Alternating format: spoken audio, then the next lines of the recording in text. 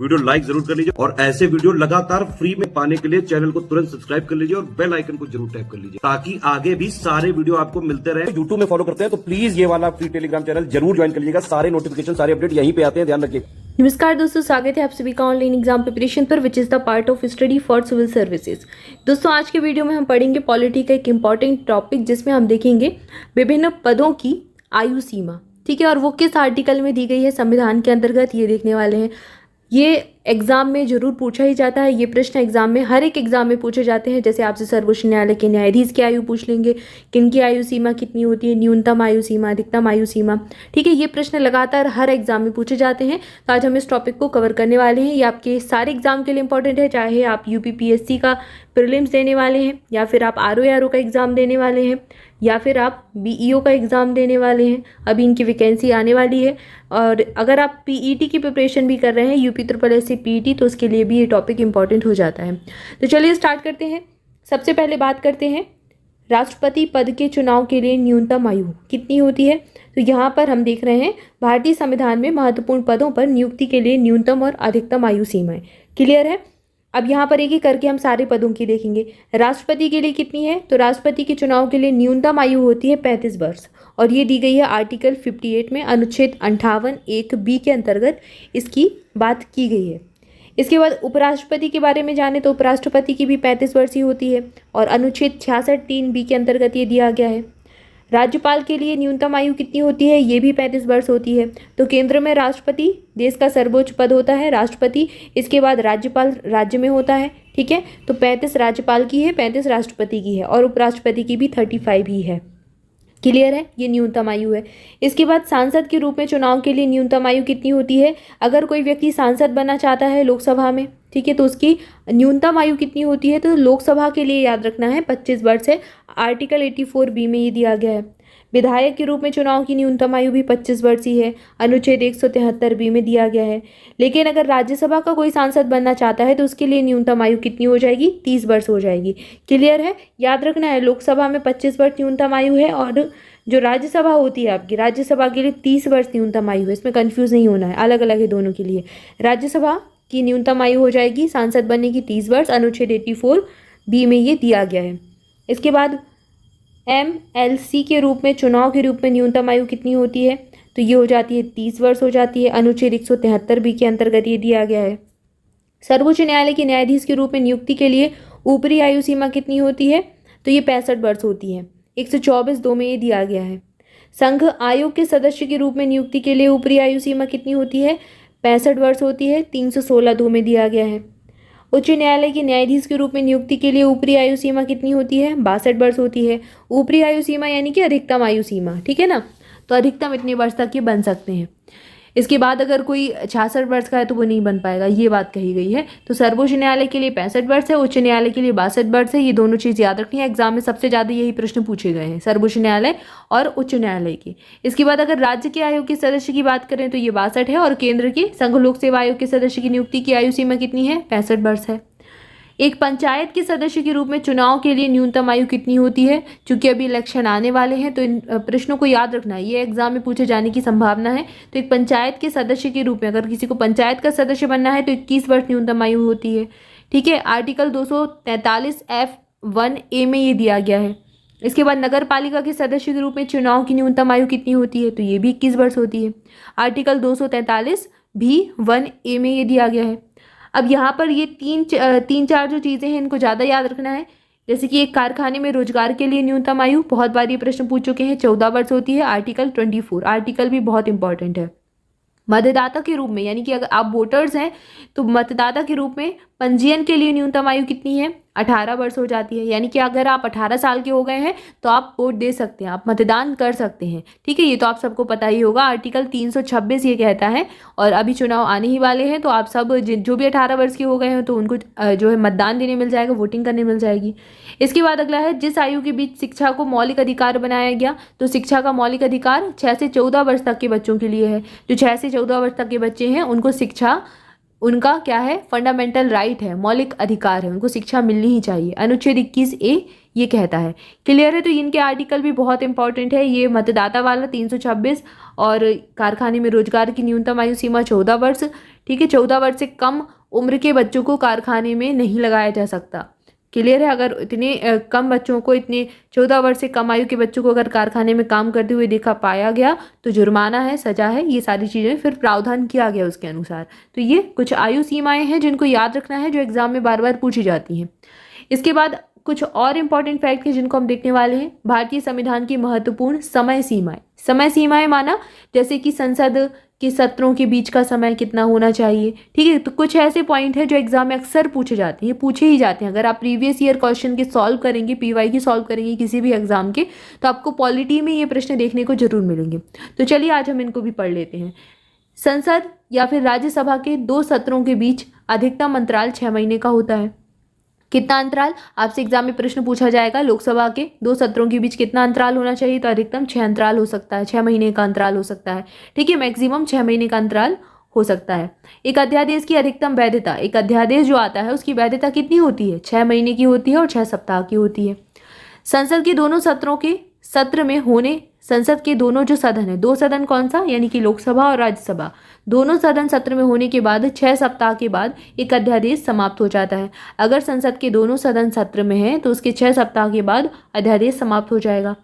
राष्ट्रपति की मृत्यु होने पर, अगर कोई राष्ट्रपति उनकी मृत्यु हो गई या फिर उन्होंने अपने पद से त्याग दे दिया या फिर पद से हटाए गए हैं, तो इस कारण या फिर अन्य कारण से अगर पद की रिक्ति हो गई, किस पद की, प्रेसिडेंट के पद की, राष्ट्रपति के पद की अगर रिक्ति हो गई है, तो रिक्ति को भरने के लिए निर्वाचन करने की अधिकतम अवधि कितनी होगी, 6 महीने। यानी कि अगर राष्ट्रपति का पद रिक्त हो गया है किसी भी कारणवश, तो 6 महीने के अंतर 6 महीने के अंदर ही किसी और व्यक्ति को नियुक्त किया जाना चाहिए, राष्ट्रपति के पद का चुनाव हो जाना चाहिए, यानी कि निर्वाचन करवा लिया जाना चाहिए। तो ये अवधि कितनी होती है, ये मैक्सिमम अवधि है, कितनी, 6 महीने। इसके बाद अगला दिया गया है, अध्यादेश के माध्यम से संवैधानिक संशोधन नहीं किया जाता। ठीक है, ये इंपॉर्टेंट पॉइंट है, एग्जाम में पूछ चुके हैं। राज्य में राष्ट्रपति शासन लगाए जाने की अधिकतम अवधि कितनी होती है, 6 महीने से 3 वर्षों तक। ठीक है, अब ये क्या है, 6 महीने होती है। राष्ट्रपति शासन अगर किसी राज्य में लगाया गया है तो वो 6 महीने तक लगा सकते हैं। ठीक है, उसके बाद इसको नहीं आगे बढ़ा सकते, लेकिन फिर इसको बढ़ाया जा सकता है 1-1 साल के लिए, 3 साल तक, लगभग 3 वर्षों तक इसको बढ़ाया जा सकता है। तो इस पॉइंट को थोड़ा सा याद रखना है। 14 दिन के उपरांत लोकसभा द्वारा पारित धन विधेयक कोई कार्यवाही न होने पर राज्यसभा द्वारा पारित माना जाता है। अब ये धन विधेयक क्या है, धन विधेयक पर सबसे ज़्यादा किसका जो है, अगर मानी जाए बात तो किसकी, लोकसभा की मानी जाती है। ठीक है, अब यहाँ पर राज्यसभा को, जैसे आप सब जानते हैं, कोई भी बिल आया है तो बिल को क्या होना होता है, लोकसभा में अगर कोई बिल आया है तो लोकसभा से पारित होगा, राज्यसभा में आया तो राज्यसभा से पारित होगा। और जब बिल दोनों ही सदनों से पारित हो जाएगा, जैसे लोकसभा से आया तो लोकसभा में पारित हो गया, फिर राज्यसभा के पास गया तो राज्यसभा ने पारित कर दिया।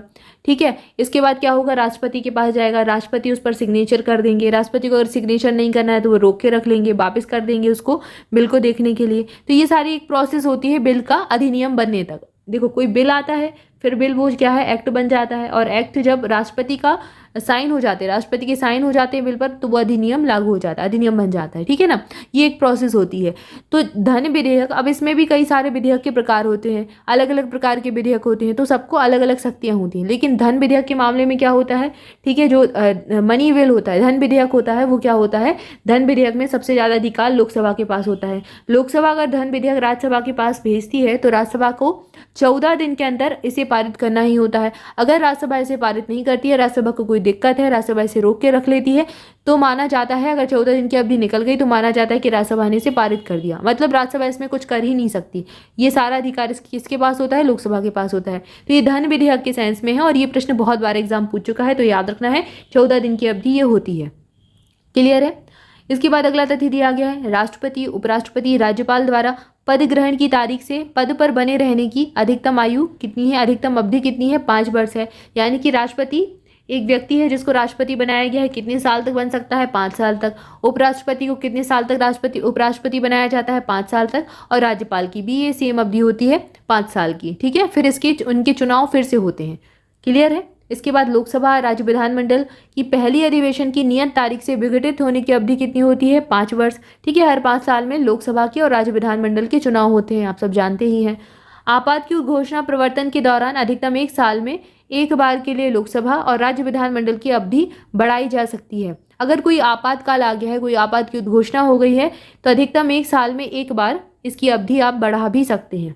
यदि लोकसभा या फिर राज्य विधानमंडल की अवधि आपात की उद्घोषणा प्रवर्तन के दौरान बढ़ाई गई है और आपात उद्घोषणा प्रवर्तन में ना रह जाए, तो लोकसभा राज्य विधानमंडल की अधिकतम अवधि कितनी हो जाएगी? 6 महीने हो जाएगी, 6 महीने रह जाएगी।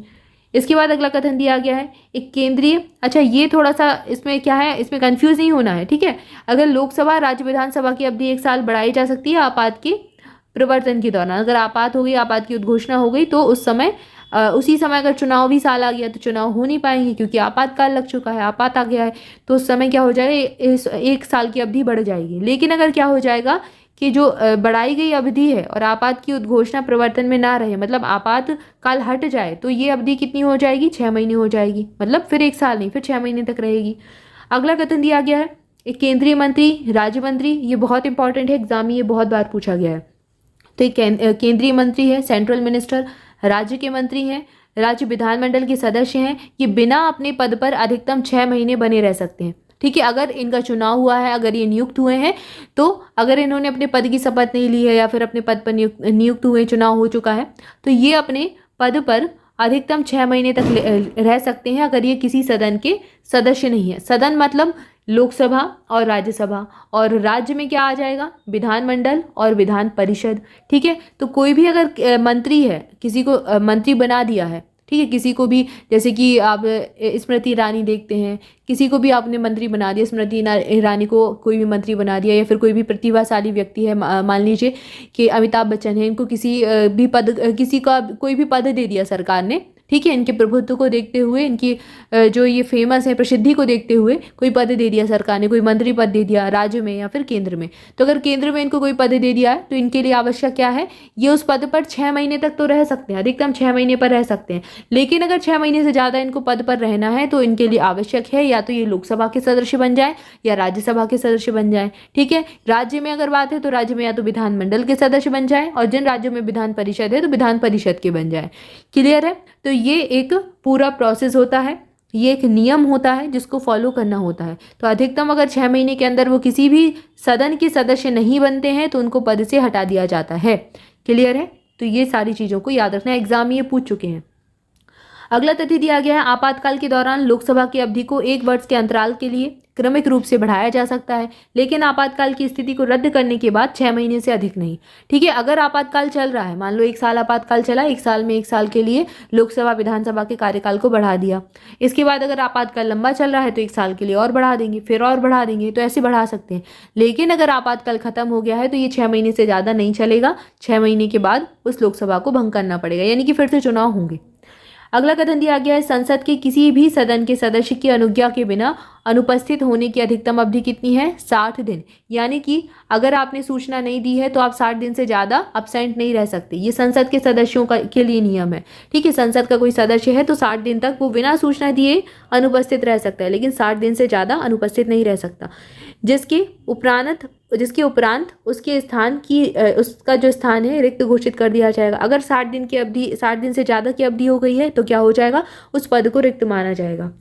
अधिकतम अवधि 24 घंटे है, जिसके भीतर एक व्यक्ति को गिरफ्तार किया जाता है और हिरासत में लिया जाता है और उसे निकटतम मजिस्ट्रेट के सामने पेश किया जाता है। तो ये समय सीमा दी गई है। अगर किसी व्यक्ति को किसी भी अपराध के लिए गिरफ्तार किया गया है तो उसे 24 घंटे के अंदर क्या करना पड़ता है? निकटतम मजिस्ट्रेट के सामने पेश करना पड़ता है। ये एक नियम दिया गया है, एग्जाम में ये भी बहुत बार पूछ चुके हैं। अगला दिया गया अनुच्छेद 22 का खंड 2 के अनुसार हर व्यक्ति जिसे गिरफ्तार किया गया है, हिरासत में रखा गया है, गिरफ्तारी के स्थान से यात्रा के लिए आवश्यक समय को छोड़कर ऐसी गिरफ्तारी के लिए 24 घंटे की अवधि के भीतर निकटतम मजिस्ट्रेट के सामने पेश किया जाएगा। मजिस्ट्रेट की अदालत और ऐसे किसी भी व्यक्ति को मजिस्ट्रेट के अधिकार के बिना उक्त अवधि से अधिक हिरासत में नहीं रखा जा सकता। मतलब हिरासत में या फिर हिरासत में नहीं लिया जा सकता। अगर मजिस्ट्रेट ने इजाज़त दी है तो 24 घंटे से ज़्यादा उसको हिरासत में रख सकते हैं अपने पास, नहीं तो उसको क्या करना पड़ेगा, उसको रिहा करना पड़ेगा। ये सीधी सी बात है। लेकिन यहाँ पर क्या है, अगर कहीं पर मान लीजिए आपने किसी स्थान पर किसी को गिरफ्तार किया, अब मजिस्ट्रेट का वहाँ से जो स्थान है वो काफ़ी दूर है, तो दूर लेकर जाना है, तो ये अवधि काउंट नहीं की जाएगी। यानी कि 24 घंटे के अंदर ये आने जाने की ये जो रास्ते की अवधि है उसको छोड़ दिया जाएगा, वो काउंट नहीं किया जाएगा। क्लियर है। इसके बाद अगला दिया गया है, पंचायत नगर पालिका की प्रथम अधिवेशन की नियत तारीख से विघटित होने की अधिकतम अवधि कितनी है? 5 वर्ष है। इसके चुनाव भी 5 वर्ष में होते हैं। संघ लोक सेवा आयोग के सदस्य की अपने पद धारण करने की अधिकतम आयु कितनी है? 65 वर्ष है। ठीक है। और 6 वर्ष, यानी कि अगर 65 वर्ष अधिकतम आयु मतलब अधिकतम 6 वर्ष, 6 वर्ष तक वो सदस्य बने रह सकते हैं, ये अवधि है। लेकिन अगर 6 वर्ष उनके, अगर मान लीजिए कोई व्यक्ति जो है वो 60 या फिर 61 साल की उम्र में बन गया, 61 साल की उम्र में सदस्य नियुक्त हुआ है, तो वह अधिकतम 65 साल तक ही रह सकता है। अगर उसकी आयु 65 वर्ष हो गई है तो 6 वर्ष काउंट नहीं किए जाएंगे। मान लीजिए 61 वर्ष है तो 61 से 65 तक 6 वर्ष तो पूरे नहीं हो रहे, तो उसको ऐसा नहीं है कि 1 साल और कर देंगे क्योंकि 6 वर्ष तक नियुक्त करते हैं, ऐसा बिल्कुल भी नहीं है। अगर उसकी आयु 65 वर्ष हो गई है तो वो पद से मतलब हटा दिया जाएगा। ऐसे ही राज्य आयोग के लिए नियम है कि 62 वर्ष और 6 वर्ष। एक प्रत्याशी कि जो एक से अधिक सीटों से विजयी हुआ है, एक को छोड़कर बाकी सभी सीटों से इस्तीफा देने की अधिकतम अवधि कितनी है? 10 दिन। ठीक है। अगर कोई एक प्रत्याशी एक से ज़्यादा जगह से खड़ा हो गया है, ठीक है, 2-2 जगह से 2-2 सीट से खड़ा हो गया है, दोनों पर विजयी हो गया है, तो उसको एक सीट से 10 दिन के अंदर इस्तीफा देना पड़ेगा। ये एक नियम है। ठीक है। तो ये कुछ समय सीमाएं हैं जो कि हमारे संविधान में वर्णित है, संविधान में दी गई हैं और इनसे लगातार एग्जाम में प्रश्न पूछे गए हैं। इंपॉर्टेंट फैक्ट है सारे, तो इनको याद करना है, एग्जाम में पूछे जाते हैं। आई होप सारी जानकारी अच्छी लगी होगी। वीडियो को लाइक जरूर कर दें। ऐसे इंपॉर्टेंट वीडियो आप तक पहुंचते रहे, इसके लिए चैनल को सब्सक्राइब भी कर दें।